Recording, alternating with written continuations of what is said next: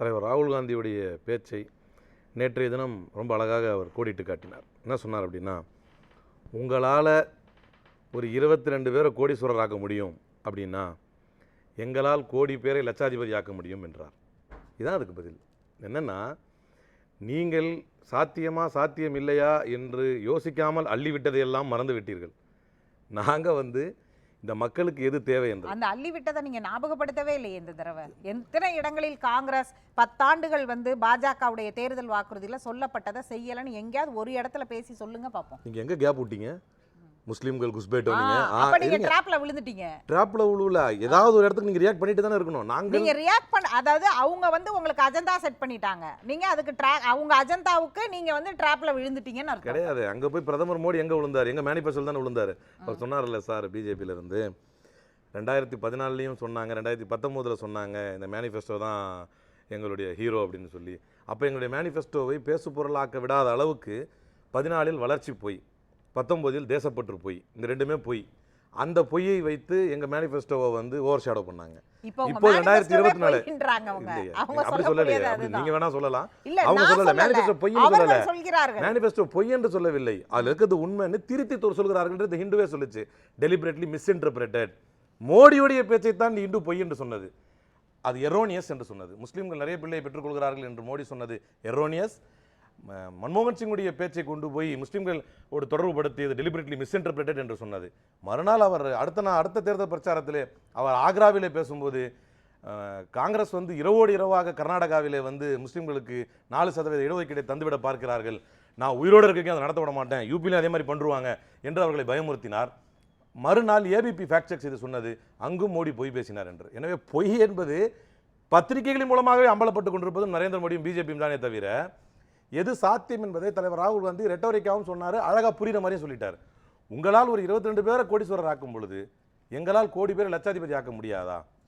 இது ரொம்ப சிம்பிளான கொஸ்டின், ரொம்ப சிம்பிளான ஒரு ரிப்ளை. இதில் தலைவர் பிரியங்கா காந்தி அவர்களை பற்றி பத்திரிகைகள் சொல்லும் பொழுது, நான் playing captain shaping electoral dynamics என்று சொன்னது பத்திரிகைகள் புகழ்ந்து. அந்த அளவுக்கு இன்றைக்கு தலைவர் பிரியங்கா காந்தி அவர்களுடைய பிரச்சாரம், குறிப்பாக அந்த முஷிர்கஞ்சில் ஏற்கனவே ஏற்பட்ட அந்த 1921 ஜனவரி 7 விவசாயிகளுக்கு எதிராக கலோனியல் ஆட்சியில் நடந்த பிரச்சனையின் போது ஜவஹர்லால் நேரு அவர்கள் சென்று அங்கே சந்தித்ததை பற்றி அவர்கள் உருக்கமாக பேசியதையும், இன்றைக்கு நம்முடைய பிரதமராக இருக்கக்கூடிய நரேந்திர மோடி விவசாயிகள் போராட்டத்தை கண்டுகொள்ளாமல் இருந்ததை பற்றியும் அவர்கள் பேசியது. அதே போல் தற்போது இன்ட்ரீம் பட்ஜெட் வந்தபோது, இப்போ 2024 இன்ட்ரீம் பட்ஜெட் வந்ததுக்கு பிறகு சிஓட்டருடைய கருத்து கணிப்பு இந்த இந்தியா டுடேவிலே வந்தது. அதில் ஏன் நாங்கள் இப்போ எதை ஆக்கப்பூர்வமாக இந்த தேசத்துடைய விவாதத்தை திருப்பி இருக்கிறோம். இப்போ நீங்களே உங்கள் தலைப்பை இதற்கு முன்னால் கூட மாற்றி 2014லும் கூட மோடி என்ன தலைப்பை செட் பண்ணுறோ அது போவோம். 2019 மோடியும் பாஜகவும் தலைப்பு செட் பண்ணா போவோம். 2024 யார்? ஒரு நிமிஷம் நான் சொல்லிடுறேன். சரி, இப்போ என்ன தலைப்பு வச்சிருக்கீங்க?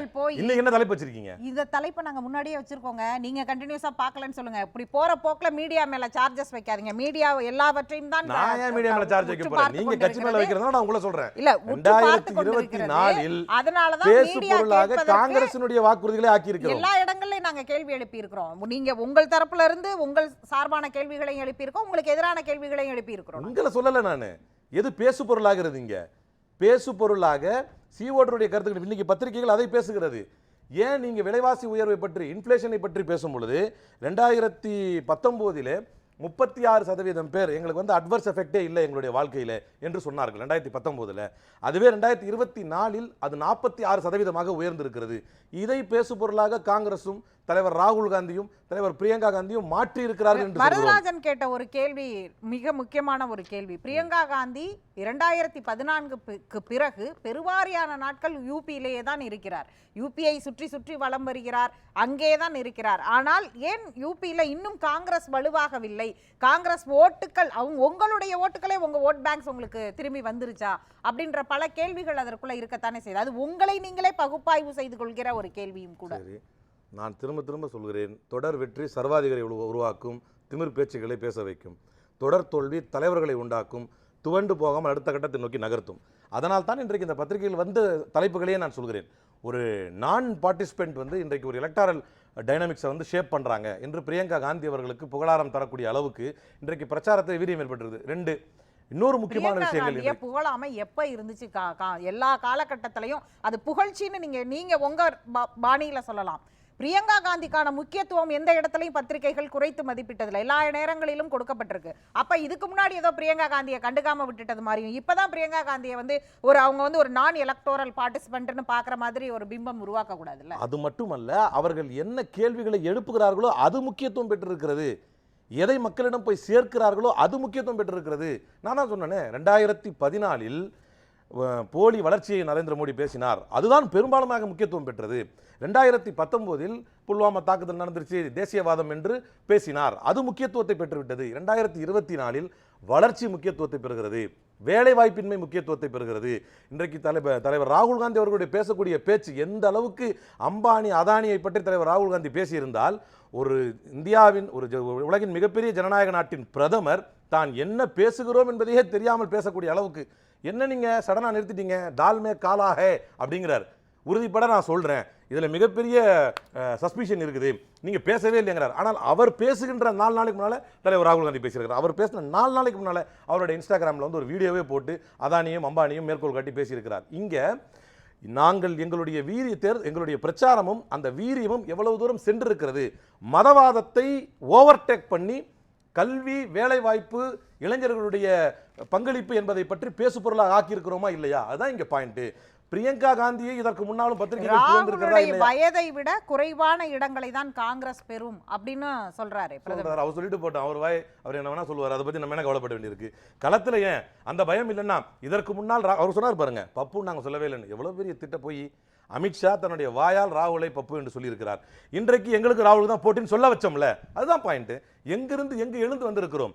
பாரத் ஜோடோ யாத்திரையின் மூலமாக மக்களை தங்களுடைய காலால் இந்த பூமியை அளந்து, இந்த பாரத பூமியை அளந்து தன்னுடைய காலால் நடந்து மக்களை சந்தித்து இன்றைக்கு மிகப்பெரிய தலைவராக, ஒரு இன்னெவிட்டபிள் ஃபோர்ஸாக தலைவர் ராகுல் காந்தி மாறி இருக்கிறார். அன்றைக்கு இருந்த நேரத்தில் தேர்தல் தான் அமைதியையும் ரேபரேலியையும் நீங்கள் கண்டு கொள்கிறீர்கள் அப்படின்னு சொல்றாரு. அதுதான் திரும்ப நான் சொல்றேனே, இவர்கள் தொடர்ந்து பேசட்டும். நாங்கள் தான் இந்த தேசத்திலே சுதந்திரத்திற்கு முன்னால் இருந்தே இந்த மண்ணில் ஒரு கட்சி என்ற அங்கீகாரத்தை பெற்றிருக்கிறோம். நான் திரும்ப என்ன சொல்லுவேன்னா, ஆன்டி இன்கம்பன்சிக்கு பிறகுதான் பாஜக, அதாவது ஆன்டி இன்கம்பன்சியில் உருவான ஒரு கட்சி தான் பாஜக. ஒரு அதிருப்தி அல்லது வேற ஏதாவது ஒரு ஆப்ஷனுக்கு போலாமா என்று நினைத்துத்தான் இன்றைக்கு பாஜகவிற்கு மக்கள் வாக்களித்தார்கள். இவங்க ஏதாவது ஒன்று பண்ணிடுவாங்க நினைத்துதான் வாக்களித்தார்கள். தேர்தல் நேரத்திலே பிரதமர் நரேந்திர மோடி சொன்ன வாக்குறுதிகள் 2014 இருந்து 15 லட்சம் கொண்டு வந்து சேர்த்துருவேன், இன்னும் அது நடைமுறைப்படல, இன்னும் ஒரு படி மேல போனா அது வெறும் ஜும்லா பாஸ் தான், அது நடைமுறைப்படுத்த முடியாது என்று அமித்ஷாவை சொல்லி முடித்து விட்டார். தமிழ்நாட்டில் கேட்டா அப்படி எங்க சொன்னார் மோடி, என்ன இங்க ஹிந்தி நிறைய பேர் தெரியாது அப்படிங்கிறதுனால எங்க சொன்னார் மோடின்னு ஒரே க்ளோஸ் பண்ணிட்டாங்க. நான் சர்ஜிக்கல் ஸ்ட்ரைக் பண்ணுவேன். எதிர்க்கட்சி 10 வருஷமா என்ன பண்ணீங்க நீங்க? இதுதான் கேள்வி கேட்டுட்டு இருக்கிறோம். அந்த தைரியத்தில் தான் இன்றைக்கு களத்தில் நிற்கிறோம். நீங்கள் அவ்வளவு வீரியமாக கேட்டதற்கான சாத்தியங்கள் எங்கேயுமே தெரியல. அதற்கான ஏதாவது ஒரு நாங்கள் வீரியமாக கேட்க போய் தான் ராகுல் காந்திக்கும் மோடிக்கும் என்று அமித்ஷாவே சொல்ல வைத்திருக்கிறோம். இதுக்கு முன்னால என்ன சொன்னாங்க, இதே நீங்க அர்ணப் கோஸ்வாமி பேட்டியில மோடி பேசுறத கேட்டு பாருங்க. பொது விவாதத்திற்கு யாரை அனுப்புகிறேன் அப்படின்னு சொல்றாங்க அப்படின்னு ஒரு கேள்வி இருக்குல்ல. அது வேணும்னு நான் யார் தயாரா இருக்காங்க நீங்க பார்க்கணும்ல. இன்றைக்கு மக்கள் மத்தியில எல்லாத்துக்கும் ஒரு யதார்த்தமான நியாயம்னு ஒன்று இருக்கு. மக்கள் மத்தியில ஒரு ஊடகமானாலும் சரி, மக்கள் மன்றத்திலும் மனதில் ஆனாலும் சரி, மோடி ராகுல் காந்தி கேக்குறாங்களே, ராகுல் என்ன பிரதமர் வேட்பாளரா, இந்தியா கூட்டணியை அனைவரும் ஏற்றுக்கொண்டு விட்டார்களான்னு கேக்குறாங்களே. அனைவரும் ஏற்றுக்கொள்ள வேண்டுமா, பிரதமர் வேட்பாளர் இருக்க வேண்டுமா ஒரு ஜனநாயக நாட்டில்? நீங்க ஆட்டோகிரசி நோக்கி போயிட்டீங்க, நீங்க எலக்டரல் ஆட்டோகிரசியோட அந்த வேர்ஜில் நிக்கிறீங்க. இதை நானா சொல்கிறேன், உலக அரங்கிலே செயல்படக்கூடிய அத்தனை ஆக்டிவிஸ்டுகளும் தெளிவா சொல்றாங்க. இந்தியா எந்த இடத்துல இருந்து ஸ்லைட் டவுன் ஐக்கியில் இறங்கி வந்திருக்குன்னு சொல்றாங்க. பிரஸ் ஃப்ரீடம்ல எவ்வளவு கீழே இறங்கி வந்திருக்குன்னு சொல்றாங்க. எக்கனாமிக் ஃப்ரீடம்ல இருந்து எவ்வளவு கீழே இறங்கி வந்திருக்குன்னு சொல்றாங்க. ஏன்னா உள்ளுக்குள்ள தான் நீங்க ஒரு சென்சஸே ப்ராப்பரா நடத்த மாட்டேங்கிறீங்களே. அப்ப உலக அரங்கில கனடாவில் இருந்து வரக்கூடிய அறிக்கைகள் தெளிவாக சொல்லி காட்டுகிறது. அமெரிக்காவிலே இவங்களை ஒரு இதில் தனியா வைக்கணும் இவங்களுடைய ரிலிஜியஸ் ஃப்ரீடத்துக்கு மட்டும் என்று அமெரிக்காவுடைய கவர்மெண்ட்லயே அதை பத்தி பேசுறாங்க. இதற்கெல்லாம் காரணம் என்ன?